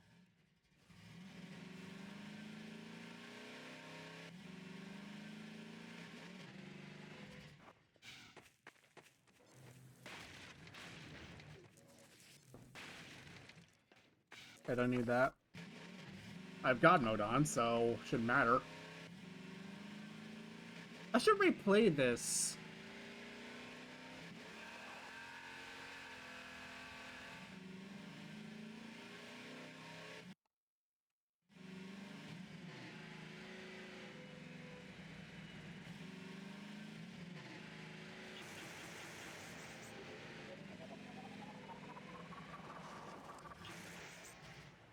Roller mine. Roller mines. Roller mines were created to fill the need for an enemy that could threaten players while driving the buggy. Since the player in the buggy was essentially a fully physically simulated entity, we thought it would be interesting to also have a physically simulated enemy. The manhack had already shown us how this approach could lead to an enemy with lots of interesting interactions with the world. So we built the roller mine, a ball whose movement is entirely driven by generating torque on itself, and iterated on its behavior until it was fun to drive against. Roller mines aren't particularly dangerous to the buggy, but if you let them stack up, they can become a problem, especially near a cliffside. We also made sure they worked well when the player's on foot, allowing level designers to get a few extra encounters out of them. Oh, I thought that was like a glitch or something. I mean, this is a Valve game. There's like almost no game-breaking glitch from them. I mean, it happens sometimes, but you have to like really break the game in order to like access those game-breaking bugs.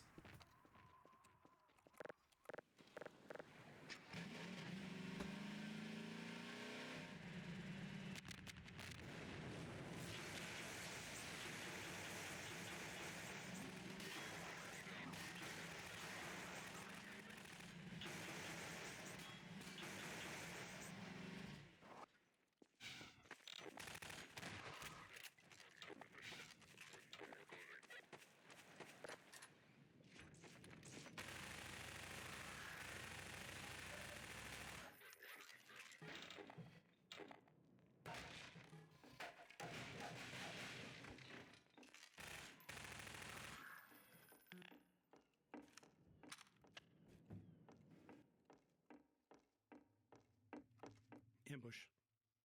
One of the general challenges of a Half-Life style FPS is that the player is constantly moving forward into spaces they don't know. This means that when they find themselves in combat, they're in unfamiliar areas with no knowledge of how to approach the fight. We use many different methods to help the player with this problem, and this ambush is one example. Upon arrival, the player fights a group of Combine among those houses. During the fight, Fuck and the you. exploration afterward, the player has the chance to learn the arena layout. Then, when the player explores up into this attic, we spawn a second wave of Combine.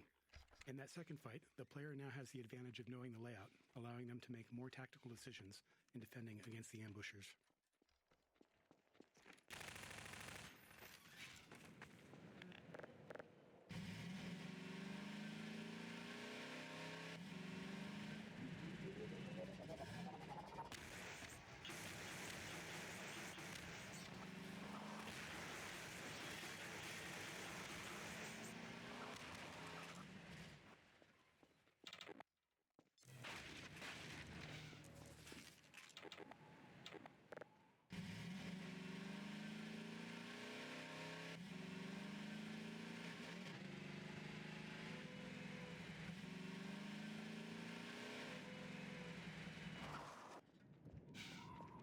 Crossbow. Crossbow. This is the player's first opportunity to get the crossbow in the game, and looking back, it's somewhat surprising we didn't gate it. It's entirely possible for the player to drive right past it. To make that less likely, we set up the roadblock and vantage point to encourage players to get out of the buggy, at which point they'd spot the crossbow and item crate. Playtesting showed that almost every player stopped and collected the weapon, but this is a case where the difference between playtesting and real play might matter. A playtester who's been playing since the start of Coast may not be as fatigued with exploration as someone who's been playing from the very beginning of the game. So, we placed another crossbow a few levels ahead, directly on the player's path in Nova Prospect.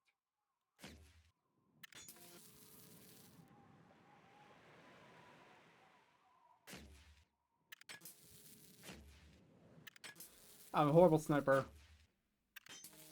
Fuck. Yeah.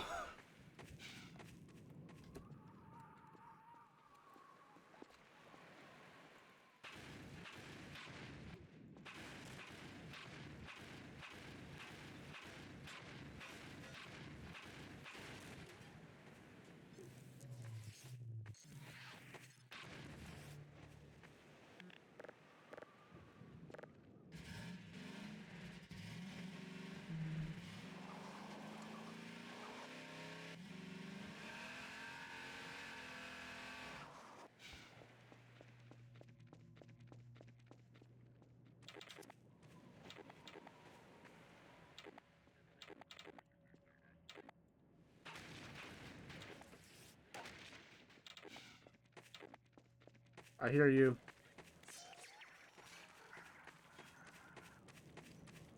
Good shit.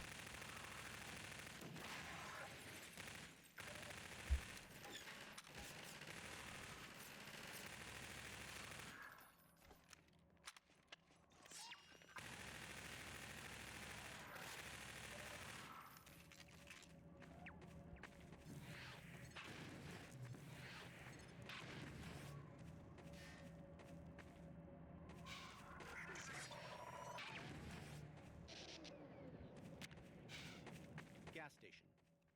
We had grand plans for this encounter.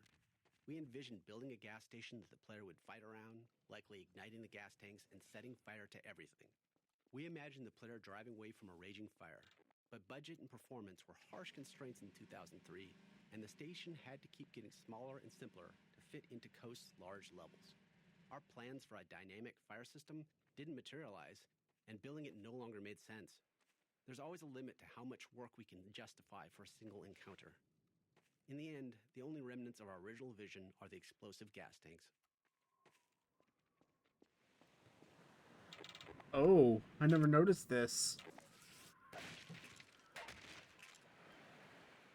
So this guy either was shot by the Combine,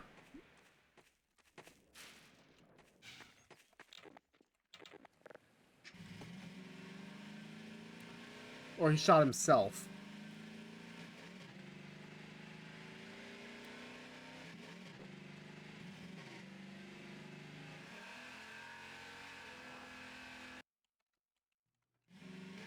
Ah.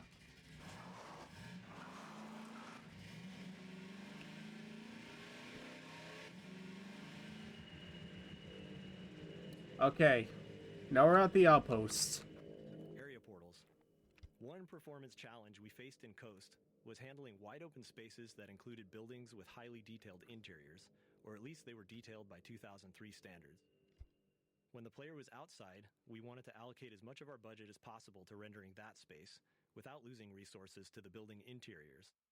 But unless we were willing to board up every window and door, the player could still see inside. To solve this, we created a feature called area portals, placing one in every open window and door. An area portal precomputes a flat image of the building's interior, and during play, when the player is some distance away, the area portal displays this precomputed image over the window or door, allowing us to skip rendering the actual interior. As the player approaches, we smoothly crossfade between the area portal's image and the building's actual contents.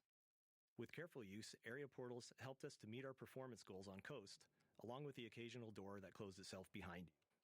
Occlusion. In Half-Life 1 and much of Half-Life 2, the world consisted mainly of enclosed tunnels and corridors, which worked well with a binary space partition, or BSP tree. Essentially, this tech allowed us to quickly sort through the geometry and determine what might be visible in the player's view. But the open areas and coast and other outdoor sections didn't suit that approach, so we needed some new tech. Area portals were one, allowing us to carve out the world into discrete chunks separated by portals. Doors and windows, that is, not aperture science ones. We also developed an additional occlusion system, which basically said that if the player can't see through, over, or around a large object, don't render what's on the other side. This might seem an obvious thing not to do, but it takes some work to make sure that calculating what's on the other side of the big thing isn't slower than just rendering everything. So to make that calculation fast, level designers placed large occlusion volumes inside major terrain shapes and big occluding objects like buildings, and during rendering, we could then test the bounds of entities against these volumes to avoid rendering anything the player couldn't see. Detail objects. Once we had outdoor sections running, it was clear they needed some form of high-frequency detail, so we added small foliage elements, like grass and shrubs, across the displacement terrain. But we knew we couldn't afford, which is to say we didn't have the time, to hand-place them all. So we built the Detail Object System, which generates small foliage elements automatically based on the displacement material. Each material specifies the type of foliage to place, along with a set of parameters. At map compile time, the system calculates random points on the surface and selects foliage to place there. Given performance constraints, there was still a fairly complex hand-authoring process for foliage texture sheets, allowing us to render all of them in a single pass. Okay. Terrain and performance. Our performance budget was often a significant constraint when it came to combat, and even more so for combat on terrain surfaces. When NPCs move, they perform many small spatial probes to determine if they can safely navigate their chosen path. To help visualize it, imagine they can't see and are constantly waving a stick in front of themselves to check if the way is clear. The performance cost of these probes increases with the complexity of the world geometry. Our terrain displacement system creates uneven surfaces using many polygons, far more than the perfectly flat floors found elsewhere. This meant that NPCs moving on coast terrain were more resource-intensive than in other areas, and that constraint dictated the scale of many encounters in this section of the game. Okay, no.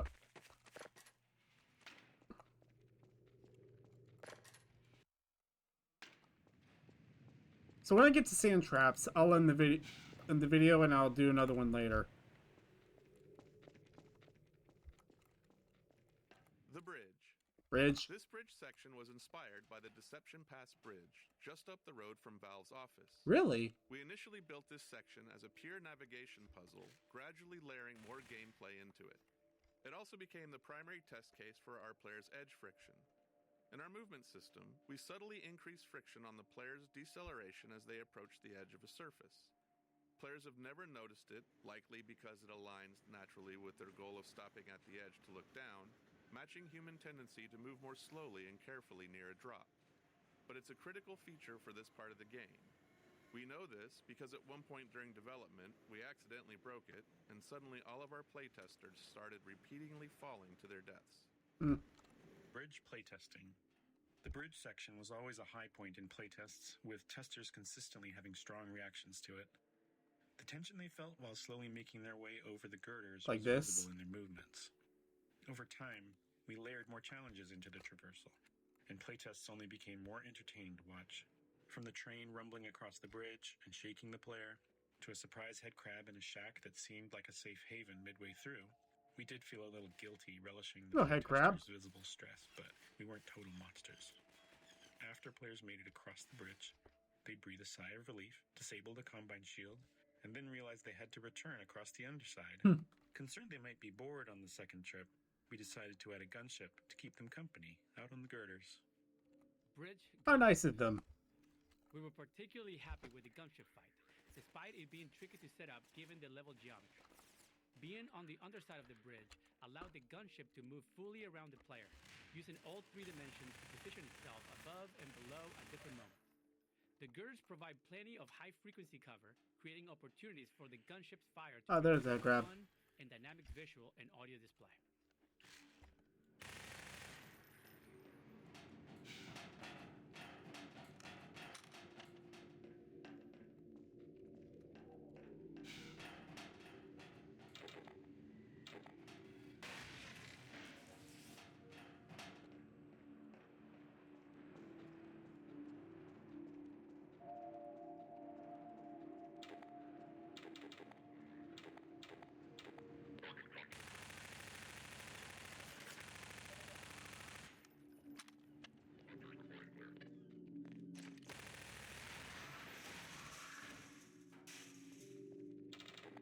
And that is why I love the physics in Half-Life 2.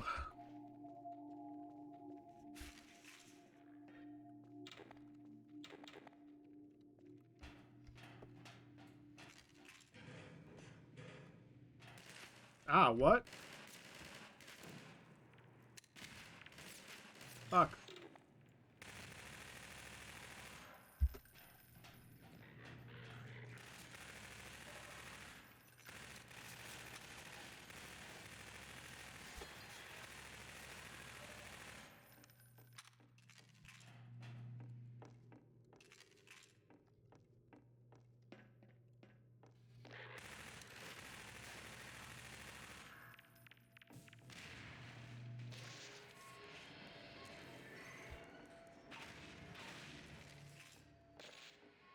And now the lasers are down.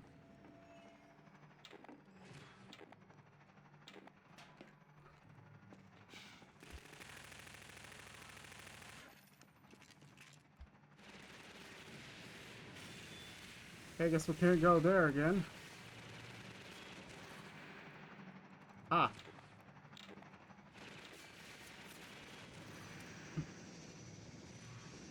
Okay, gotta get across there. I can do this.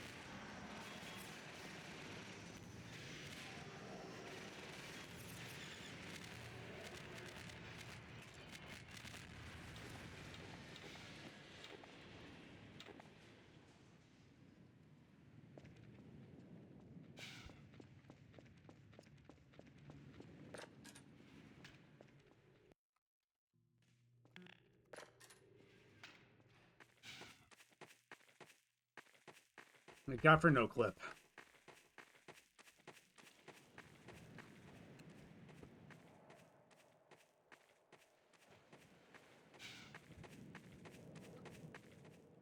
Maybe we should restock.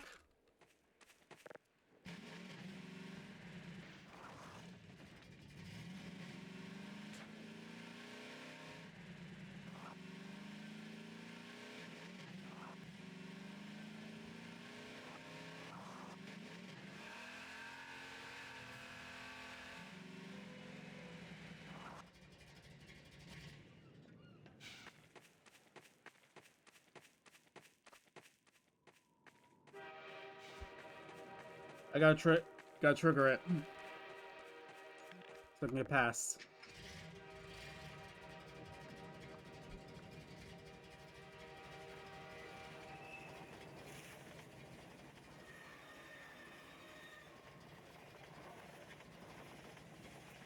I just noticed the wheels don't even move. Well, then again, this is a game from like 20 years ago, so I can't really be that mad.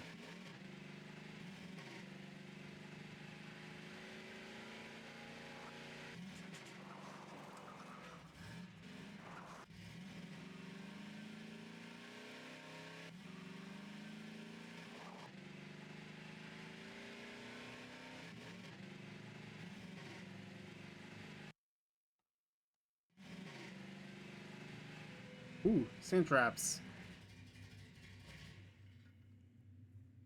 Hey, how? You know what? Sure. I'll end it here.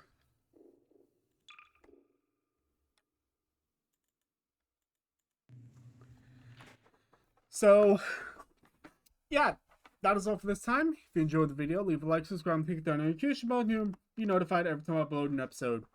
Ultron Prime, out.